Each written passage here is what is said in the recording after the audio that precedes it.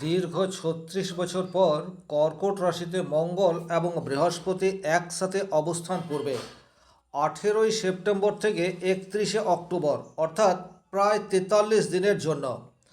আর জ্যোতিষশাস্ত্রে এই যে কর্কট রাশিতে মঙ্গল বৃহস্পতির একত্র অবস্থান, এটাকেই নীচভঙ্গ রাজযোগ বলছে।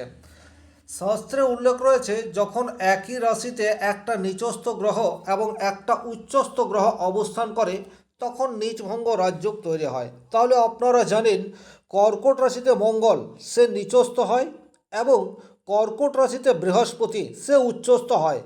আগে থেকেই দেবগুরু বৃহস্পতি কর্কট রাশিতে অবস্থান করেই রয়েছে এবং ৩১ অক্টোবর পর্যন্ত দেবগুরু বৃহস্পতি কর্কট রাশিতেই অবস্থান করবে।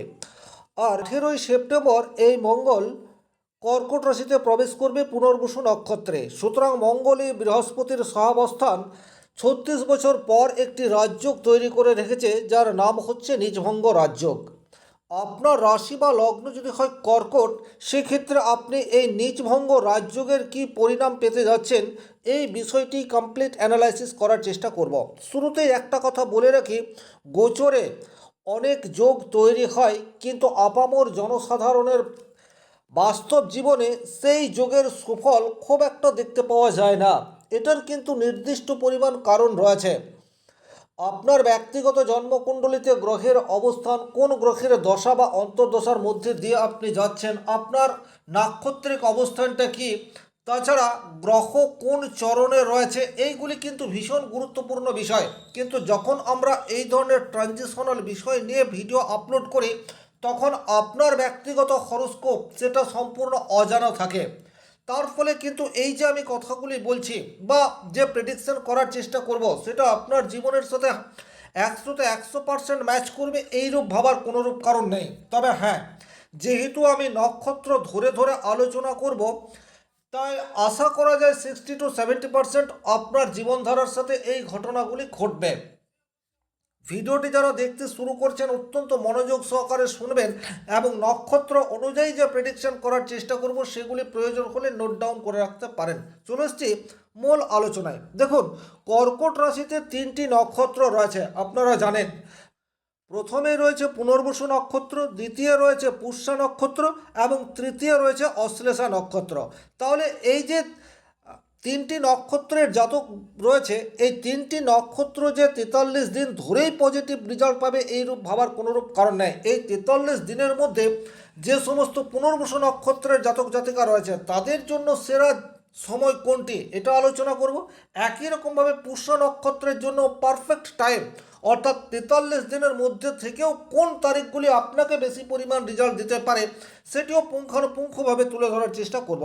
শুরুতেই চলে আসছি কর্কট রাশি পুনর্বসু নক্ষত্রের। দেখুন, কর্কট রাশির জন্য পুনর্বসু নক্ষত্রে যাদের জন্ম, মঙ্গল কিন্তু এই পুনর্বসু নক্ষত্রেই প্রবেশ করবে।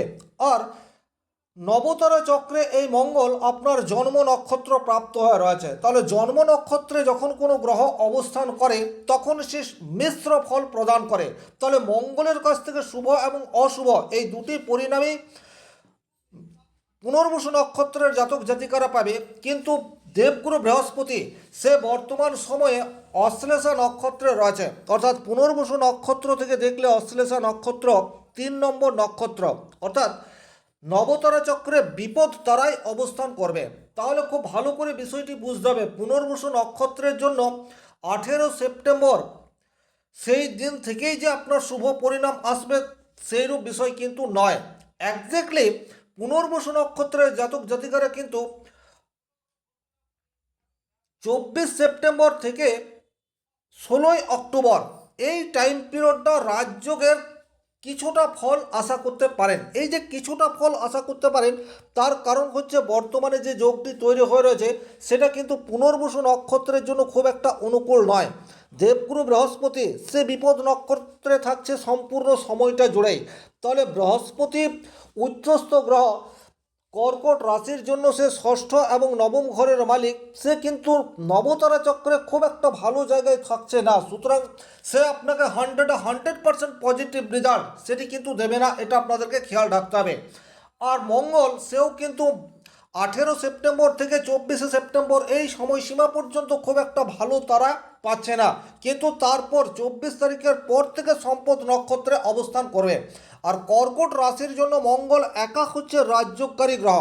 মঙ্গল সে কিন্তু 5 এবং 10 নম্বর ঘরের মালিক, অর্থাৎ কেন্দ্রপতি এবং কোণপতি। শাস্ত্রে উল্লেখ রয়েছে যদি একই গ্রহ কেন্দ্রের অধিপতি এবং ত্রিকোণের অধিপতি হয় তাহলে সেই গ্রহ রাজ্যকারী গ্রহ। তাহলে কর্কট রাশির জন্য চন্দ্রের পর যে গ্রহটি সবচেয়ে বেশি ভাইটাল সেই গ্রহটি হচ্ছে মঙ্গল। আর এই মঙ্গল সে কিন্তু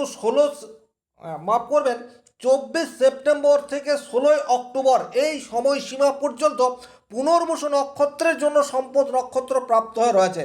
তাহলে কর্মক্ষেত্রে পজিটিভ রেজাল্ট পাওয়ার জায়গা সেটি আপনারা আশা করতে পারেন। ইনভেস্ট করতে চাইলে ওই পিরিয়ডটাকে বেছে নিন, পজিটিভ রেজাল্ট পাবেন। তাছাড়া শেয়ার মার্কেট বলুন, ফাটকা রোজগার বলুন, আপনার মানসিক সন্তুলন বলুন, সন্তানের সাথে ব্যবহার বলুন, প্রেমের ক্ষেত্রে বলুন বা দাম্পত্য জীবনের জন্যই বলুন, এই মঙ্গল কিন্তু যথেষ্টই পজিটিভ ইম্প্যাক্ট আনবে, এ বিষয়ে কোনোরূপ ডাউট নেই। তবে 16 অক্টোবরের পর থেকে মঙ্গল এবং বৃহস্পতি এই দুটি গ্রহই কিন্তু বিপদ নক্ষত্রে অবস্থান করবে। সুতরাং ওই সময়ে যে কোনো ধরনের শুভ কাজ বা বড় কোনো সিদ্ধান্ত নেওয়া থেকে পুনর্বসু নক্ষত্রের জাতক জাতিকাদেরকে কিন্তু বিরত থাকতে হবে, কারণ সেই সময়ে এই দুটি গ্রহের পজিটিভ ভাইব্রেশন সেটা কিন্তু আপনারা পাচ্ছেন না। এরপর যে কর্কট রাশিতে রয়েছে সেটি হচ্ছে পুষ্যা নক্ষত্র। দেখুন, পুষ্যা নক্ষত্রের জন্য কিন্তু এই সময়টি একেবারে ফ্যান্টাস্টিক। মোটামুটি এই যে 43 দিনের পিরিয়ড, এই 43 দিনই আপনাদের জীবনে মোটামুটি পজিটিভ রেজাল্ট সেটি পাওয়ার জায়গা তৈরি হয়ে রয়েছে। তার কারণ পুষ্য নক্ষত্রের জন্য মঙ্গল সে পুনর্বসু নক্ষত্রে প্রবেশ করা মাত্রই অতিমিত্র নক্ষত্রে থাকছে। তাহলে মঙ্গল হচ্ছে আপনার কর্মভাবের অধিপতি এবং পঞ্চম ঘরের অধিপতি। তাহলে কর্মভাবে আপনি আপনার বস কলিগ তাদের পূর্ণ সহযোগিতা সেটি কিন্তু 18 তারিখের পর থেকে আশা করতে পারেন। কর্মক্ষেত্রে যদি আপনারা যে কোনো ধরনের অফিস পলিটিক্সের শিকার হয়ে রয়েছেন, আপনাদের অবস্থার পরিবর্তন 18 সেপ্টেম্বরের পর থেকে আস্তে আস্তে আসছে। দাম্পত্য জীবনে মধুরতা সেটিও কিন্তু আপনারা আশা করতে পারেন, কারণ এই মঙ্গল কর্কট রাশি সাপেক্ষে 5 নম্বর ঘরের মালিক। 5 নম্বর ঘর থেকে কিন্তু আমরা দাম্পত্য প্রেম এই বিষয়টির বিচার করে থাকি। তাহলে এই জায়গাতেও কিন্তু স্বস্তি এই বিষয়টি আপনারা ফিল করতে পারেন। তাছাড়া প্রেমের ক্ষেত্রেও কিন্তু আপনারা যারা সিঙ্গেল রয়েছেন, কোনো একজনের প্রতি আসক্তি রয়েছে, আপনারা বর্তমান সময়ে যদি প্রপোজ করে থাকেন সেক্ষেত্রে কিন্তু পজিটিভ রেজাল্ট পাওয়ার জায়গা দেখতে পাওয়া যায়।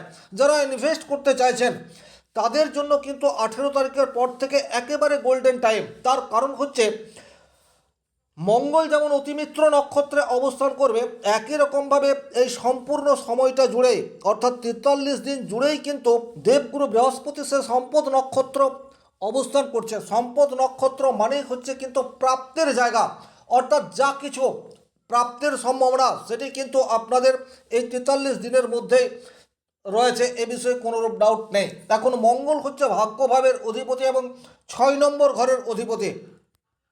6 নম্বর ঘর থেকে আমরা সুপার কম্পিটিশন এই বিষয়টির বিচার করি। খুব ভালো করে এই জায়গাটা বুঝতে হবে। কর্কট রাশি বা কর্কট লগ্নের জাতক জাতিকারা কিন্তু অনেকটা ইমোশনাল। মানুষের সেবা করার জন্য আপনাদের জুড়ি মেলা ভার, সব সময় অন্য মানুষের বিপদে আপনারা ঝাঁপিয়ে পড়েন, কিন্তু অনেক সময়ই আপনার প্রয়োজনে অপর মানুষের হেল্প সেটা আপনারা পান না, বা অনেক ক্ষেত্রে এটা আপনাদের অভিযোগ থাকে ভাগ্য কিছুতেই আর আপনার সাথে চলছে না। কিন্তু এটা আমি জোর দিয়ে বলতে পারি, এই যে কর্কট রাশির ঘরে নীচভঙ্গ রাজযোগ হতে যাচ্ছে, যে 3টি নক্ষত্র কর্কট রাশিতে অবস্থান করে আছে তার মধ্যে সবচেয়ে বেশি পজিটিভ রেজাল্ট পাবে পুষ্যা নক্ষত্রের জাতক, এ বিষয়ে কোনোরূপ ডাউট নেই। কারণ আপনাদের ভাগ্যস্থানে বর্তমানে শনিদেব অবস্থান করে রয়েছে, আর এই শনি বৃহস্পতি দ্বারা দৃষ্ট হয়ে রয়েছে। বৃহস্পতি উচ্চস্থ আপনাদের সম্পদ নক্ষত্রে অবস্থান করছে ভাগ্যভাবে। তাহলে বাবার সাপোর্ট এটা আপনারা পাচ্ছেন, ভাগ্যের সহায়তা যদি আপনার প্রয়োজন সেটা আপনি পাবেন। আর 6 নম্বর ঘর থেকে হচ্ছে সুপার কম্পিটিশন। যে কোনো ধরনের চাকরির পরীক্ষা বা যে কোনো ধরনের ইন্টারভিউ এটা যদি আপনাদের বর্তমান সময়ে থাকে, অর্থাৎ 18 সেপ্টেম্বর থেকে 31 অক্টোবর এই সময়সীমার মধ্যে আপনাদের কিন্তু সেই প্রতিযোগিতায় জয়লাভ করার সম্ভাবনা সেটা অধিক, এ বিষয়ে কোনোরূপ ডাউট নেই। সুতরাং আপনারা পরিশ্রমের মাত্রা বাড়িয়ে দিন। ভাগ্য বলতে সেটাই যেটা আমরা পরিশ্রম করে অর্জন করি। আর যখন আমরা পরিশ্রম করেও রেজাল্ট পাই না, তখন আমরা মনে করি যে ভাগ্য আমাদের সাথ দিচ্ছে না। এই ধরনের পরিস্থিতির সম্মুখীন আমাদের সারা জীবনে অনেকবারই হতে হয়। কিন্তু এই যে টাইম লাইন অর্থাৎ 43 দিনের, এখন কিন্তু আপনি যে পরিশ্রম করবেন বা যে সহযোগিতা আপনি অপর মানুষের কাছ থেকে প্রত্যাশা করেন, সেগুলি কিন্তু ফুলফিল হওয়ার জায়গা ডেফিনেটলি দেখতে পাওয়া যায়। তাছাড়া মঙ্গল সেও কিন্তু আপনার 24 সেপ্টেম্বরের পর থেকে জন্ম নক্ষত্রে আসছে, আর 16 অক্টোবরের পর থেকে সম্পদ নক্ষত্রে আসবে। তাহলে এই 43 দিনের মধ্যে 16 অক্টোবর থেকে 31 অক্টোবর পুষ্যা নক্ষত্রের জন্য গোল্ডেন টাইম, যে কোনো কাজে সাকসেস পাওয়ার জায়গা ডেফিনেটলি রয়েছে। এই তারিখগুলি আপনারা নোট ডাউন করে রাখতে পারেন। আর রাজযোগ মানে হচ্ছে দুটি গ্রহের একত্র শুভ পরিণাম দেওয়ার ক্ষমতা। তাহলে এই যে একত্র শুভ পরিণাম দেওয়ার ক্ষমতা, সেটি কিন্তু 16 অক্টোবর থেকে 31 অক্টোবর কর্কট রাশির পুষ্যা নক্ষত্রের জাতক জাতিকাদের জীবনে আসতে চলেছে। এরপর যে নক্ষত্রটিকে নিয়ে আলোচনা করব সেটি হচ্ছে অশ্লেষা নক্ষত্র। কর্কট রাশিতে 9 নম্বর অর্থাৎ অশ্লেষা নক্ষত্রে যাদের জন্ম, তাদের ক্ষেত্রে মঙ্গল সে কিন্তু মিত্র নক্ষত্র প্রাপ্ত হয়ে রয়েছে। এটাকেও কিন্তু জ্যোতিষশাস্ত্রে যথেষ্টই শুভ বলে বর্ণনা করা হয়েছে। মিত্র নক্ষত্রে মঙ্গলের মতো গ্রহ যাওয়া মানেই হচ্ছে আপনি আপনার সাপোর্ট সেটা কিন্তু পর্যাপ্ত মাত্রায় পাবেন। এই সাপোর্ট আপনার সন্তানের কাছ থেকে হতে পারে, এই সাপোর্ট আপনার স্ত্রীর কাছ থেকে হতে পারে, এই সাপোর্ট আপনার প্রেমিক প্রেমিকার কাছ থেকে হতে পারে। দ্বিতীয়ত, আপনার সহকর্মী ভাই বোন এদের কাছ থেকেও আপনি যে কোনো ধরনের উপকার বর্তমান সময়ে পাওয়ার সম্ভাবনা সেটি কিন্তু মঙ্গলের জন্য তৈরি হয়ে রয়েছে। আর এই মঙ্গল সে কিন্তু 24 তারিখের পর থেকে অতিমিত্র নক্ষত্রে অবস্থান করবে, বা নবতারা চক্রে পরম মিত্র বলে 9 নম্বর যে তারাটা রয়েছে সেই জায়গায় প্রবেশ করবে। সুতরাং অশ্লেষা নক্ষত্রের জন্য মঙ্গল সে যেমন শুভ পরিণাম দিতে পারে, দেবগুরু বৃহস্পতি সেও কিন্তু অশ্লেষা নক্ষত্রেই এই 43 দিন অবস্থান করে থাকবে। তাহলে অশ্লেষা নক্ষত্রের জন্য পজিটিভ ইম্প্যাক্ট সেটা কিন্তু আপনারা মোটামুটি এই 43 দিনই আশা করতে পারি। এ বিষয়ে কিন্তু কোনোরূপ ডাউট নেই। তাহলে আপনাদের জন্যও কিন্তু চাকরি প্রাপ্তির সম্ভাবনা এটি পাওয়ার জায়গা রয়েছে। ভাগ্যভাবের অধিপতি বৃহস্পতি সে জন্ম নক্ষত্র প্রাপ্ত হয়ে রয়েছে অশ্লেষা নক্ষত্রের জন্য। সুতরাং যে কোনো শুভ কাজ বর্তমান সময়ে আপনারা শুরু করতে পারেন। বিশেষ করে ব্যবসা যারা করতে চাইছেন বা ব্যবসা ক্ষেত্রে যাদের কিছু সমস্যা তৈরি হয়ে রয়েছে, তাদের কিন্তু ব্যবসা ক্ষেত্রে একটা ফ্লো সেটা আশা করতে পারেন। বাবার পূর্ণ সহযোগিতা সেটি আপনারা আশা করতে পারেন। পরিশ্রমের রেজাল্ট এটা আপনারা আশা করতে পারেন। আপনাদের ভাগ্যভাবে শনিদেব অবস্থান করে রয়েছে। ভাগ্যভাবে শনিদেব থাকা মানেই হচ্ছে আপনাকে অতিরিক্ত পরিশ্রম করতে হবে। আপনি যেটার জন্য লড়াই করছেন সেটা খুব সহজে আপনার কাছে আসবে না। এটা দীর্ঘদিন ধরেই কর্কট রাশির জাতক জাতিকারা এই সমস্যার সম্মুখীন হয়ে রয়েছেন। কিন্তু যেহেতু দেবগুরু বৃহস্পতি এখন রাজযোগ তৈরি করে রয়েছে, সুতরাং এটা বলা যেতেই পারে যে আপনাদের লড়াই বা শনিদেবের পরীক্ষা সেটি কিন্তু শেষের পথে রয়েছে, এটা আমি জোর দিয়ে বলতে পারি। তাহলে কর্কট রাশির মধ্যে পুনর্বসু নক্ষত্রের জাতক জাতিকাদের জন্য এই যে নিজভঙ্গ রাজযোগ এটা খুব একটা ফ্রুটফুল নাও হতে পারে, কিন্তু পুষ্য নক্ষত্র এবং অশ্লেষা নক্ষত্রের জাতক জাতিকারা আপনারা কিন্তু যথেষ্ট পজিটিভ রেজাল্ট পেতে যাচ্ছেন এই রাজযোগের ফলে। এবং আমি যে কথাগুলি বললাম এখান থেকে 60 to 70% আপনার জীবনধারার সাথে ম্যাচ করার জায়গা সেটি কিন্তু রয়েছে। ভিডিওটি যারা সম্পূর্ণ দেখলেন আপনাদেরকে অজস্র ধন্যবাদ। ভালো লাগলে অবশ্যই লাইক করবেন, চ্যানেলে নতুন হয়ে থাকলে সাবস্ক্রাইব করে পাশে থাকা অল নোটিফিকেশন বেল আইকনটি প্রেস করে দেবেন। ব্যক্তিগতভাবে নিজের জন্মকুণ্ডলী সূক্ষ্ম থেকে সূক্ষ্মতম হিসেবে বিচার করাতে চাইলে স্ক্রিনে দেওয়া নাম্বারটি সংগ্রহ করে যোগাযোগ করতে পারেন। ভালো থাকুন, সুস্থ থাকুন, ধন্যবাদ।